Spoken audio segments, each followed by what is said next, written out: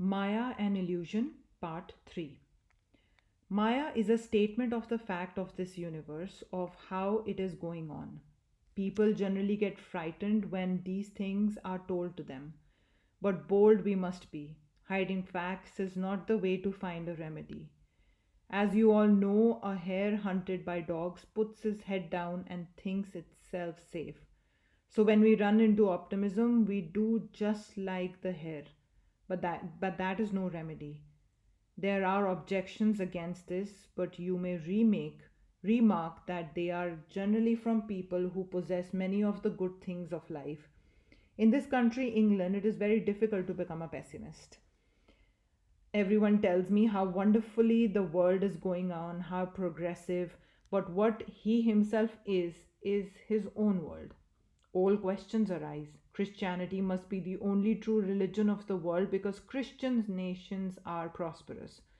But that assertion contradicts itself because the prosperity of the Christian nation depends on the misfortune of the non Christian nations. There must be some to prey on. Suppose the whole world were to become Christian, then the Christian nations would become poor because there would be no non Christian nation for them to prey on. Thus, the argument kills itself.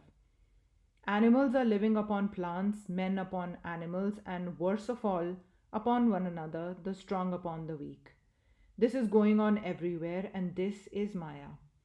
What solution do we find for this? We hear every day many explanations and are told that in the long run all will be good. Taking it for granted that this is possible, why should there be this diabolical way of doing good? Why cannot good be done through good instead of through these diabolical methods? The descendants of the human beings of today will be happy, but why must there be all this suffering now? There is no solution. This is Maya. Again, we often hear that it is one of the features of evolution that it eliminates evil, and this evil being continually eliminated from the world, at last only good will remain. That is very nice to hear, and it panders to the vanity of those who have enough of this world's goods, who have not a hard struggle to face every day, and are not being crushed under the wheel of this so called evolution. It is very good and comforting indeed to such fortunate ones. The common herd may suffer, but they do not care. Let them die, they are of no consequence. Very good, yet this argument is fallacious from beginning to end. It takes for granted in the first place that manifested good and evil in this world are two absolute realities. In the second place, it makes a still worse assumption that the amount of good is an increasing quantity and the amount of evil is a decreasing quantity.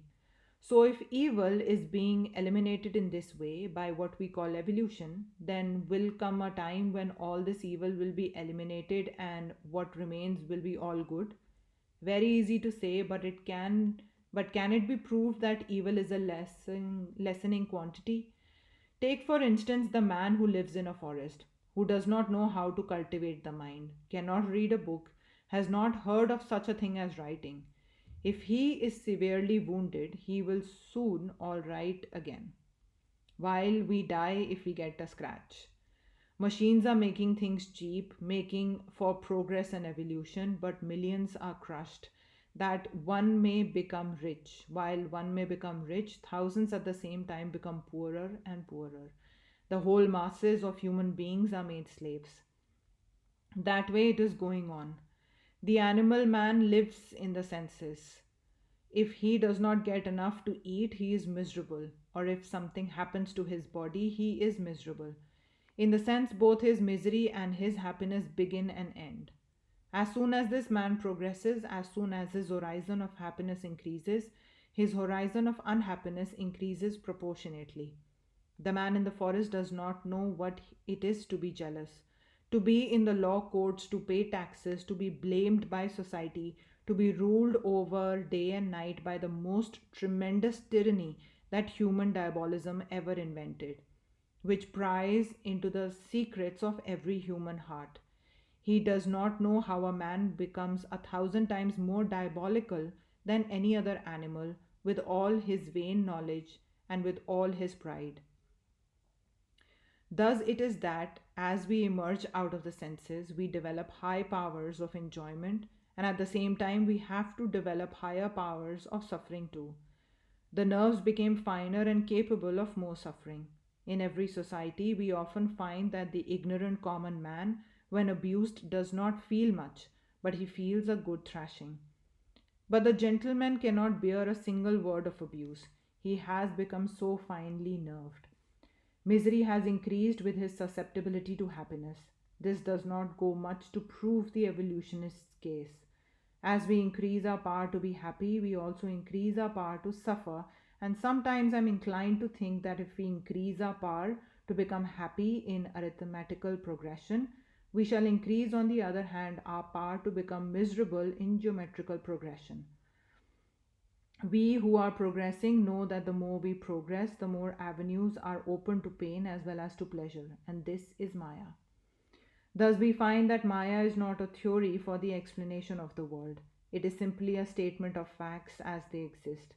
That the very basis of our beings is contradiction, that everywhere we have to move through this tremendous contradiction, that wherever there is good, there must be evil, that wherever there is evil, there must be some good. Wherever there is life, death must follow as its shadow, and everyone who smiles will have to weep, and vice versa. Nor can this state of things be remedied. We may verily imagine that there will be a place where there will be only good and no evil, where we shall only smile and never weep. This is impossible in very nature of things, for the conditions will remain the same. Wherever there is power of producing a smile in us, there lurks the power of producing tears. Wherever there is a power of producing happiness, there lurks somewhere the power of making us miserable. Thus, the Vedanta philosophy is neither optimistic nor pessimistic. It voices both these views and takes things as they are. It admits that this world is a mixture of good and evil, happiness and misery, and that to increase the one must be of necessity increase the other. There will never be a perfectly good or bad world because the very idea is a contradiction in terms. The great secret revealed by this analysis is that good and bad are not two cut and dried separate existences. There is not one thing in this world of ours which you can label as good and good alone. And there is not one thing in the universe which you can label as bad and bad alone. The very same phenomena which is appearing to be good now may appear to be bad tomorrow. The same thing which is producing misery in one may produce happiness in another. The fire that burns the child may cook a good meal for a starving man. The same nerves that carry the sensations of misery also carry the sensation of happiness. The only way to stop evil, therefore, is to stop good also. There is no other way. To stop death, we shall have to stop life also. Life without death and happiness without misery are contradictions, and neither can be found alone because each of them is but a different manifestation of the same thing.